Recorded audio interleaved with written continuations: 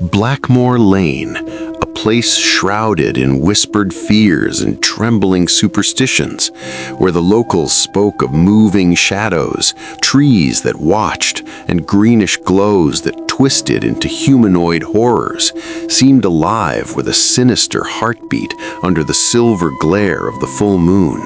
its alleys contorted into impossible angles that appeared to shift when Emily glanced away, the fog curling and twisting around her ankles like pale fingers rising from cracks in the ancient cobblestones and carrying with it a stench that was half mud, half rust, and half something indescribably old and metallic,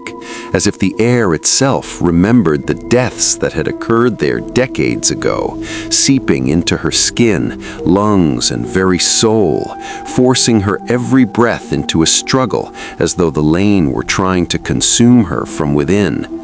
Her footsteps echoed unnaturally, crunching through decayed leaves, tapping hollowly on rotten boards, each sound amplified by the suffocating, oppressive walls that seemed to press inward, while every flickering street lamp cast shadows that grew longer, thicker, more monstrous with every passing second, and the branches of the gnarled trees reached out like skeletal arms, leaves rustling with whispers of lost voices, repeating over and over, "Emily, Emily," sometimes forming the vague outline of crouched figures, twisted faces, or clawed hands, which vanished the moment she focused, leaving only the sensation that countless eyes were watching her, following her, studying her, learning her rhythm and weaknesses. The wind, sudden and sharp, carried the sound of distant cries and laughter, some human, some inhuman, layered with the echoes of screams from 50 years of murders, dragging her forward into the lane despite every instinct to flee, past warning signs etched in cracked brick and graffiti that recounted names, dates, and events of unimaginable horror, until she finally reached the infamous abandoned house at the lane's end, a jagged silhouette of decay, windows broken and dust-stained, walls scrawled with the blood-red marks of past victims, and cryptic symbols that seemed to move if observed too long, faint reflections of herself staring back, distorted and cruel, doppelgangers of Emily with hollow eyes and mocking grins, while the whispers rose in a crescendo, layered voices from generations past, retelling their final moments, cursing, pleading, laughing, and crying in unison, as if the house itself had memorized the agony of the dead and refused to release it.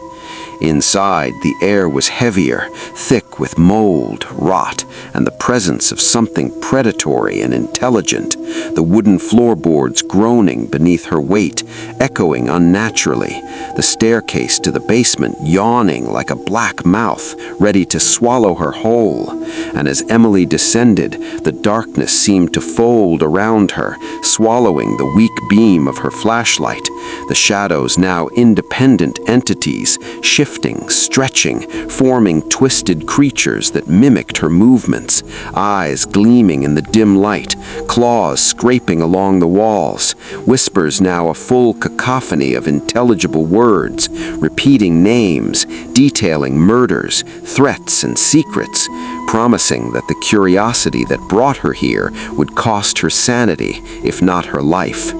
In the far corner, a dusty trunk sat like a relic of doom, chained and locked. Atop it, a brittle yellow diary chronicling 50 years of murders, disappearances, and encounters with the entity feeding on the lane's darkness, every page filled with names, dates, and descriptions of tortures so vivid that Emily's skin crawled, while next to the diary lay a small iron key, heavy with promise and dread, whose presence radiated malevolent energy, making shadows twitch violently around her, the whispers now screaming, "Take it, release it, end it, become one with us." Hands shaking violently, Emily inserted the key into the chest's lock, and with a click, the basement erupted in blinding light and chaos, shadows twisting into grotesque shapes, faces of the dead screaming, teeth snapping, claws reaching, tendrils of darkness lashing, walls warping, floorboards shaking, the air alive with a suffocating, violent force that seemed to claw at her mind, each whisper a dagger into her thoughts. Yet Emily, using every ounce of courage, intellect, and intuition, dodged, anticipated, and countered the entity's assaults, moving with calculated fear, remembering patterns in the screams, the shifting shadows, and finally, with a surge of willpower, slammed the chest closed and locked it, a scream tearing through the basement and then disappearing into the void, leaving silence that pressed like a physical weight against her chest. Emerging into the lane, street lamps steadied, shadows withdrew to corners, whispers faded, leaving a deceptive calm. Yet Emily, exhausted, notebook and camera clutched to her chest, knew the lane's terror was only dormant, that under the next full moon, the greenish shadows would rise, whispers would beckon, and the entity would once again hunt, as it had hunted for decades, generations, feeding on fear and curiosity, and the story would grow, whispered in terrified tones, eventually becoming the immortal legend known as the Whispering Shadows of Blackmoor, a warning to all who dared, a reminder that some mysteries never die, that darkness remembers, and that the price of curiosity is always higher than the mind or soul can fully endure, a cost Emily had survived to witness, but one that would claim countless others in the relentless cycle of fear and shadow. If you want more these type of stories, subscribe to my channel.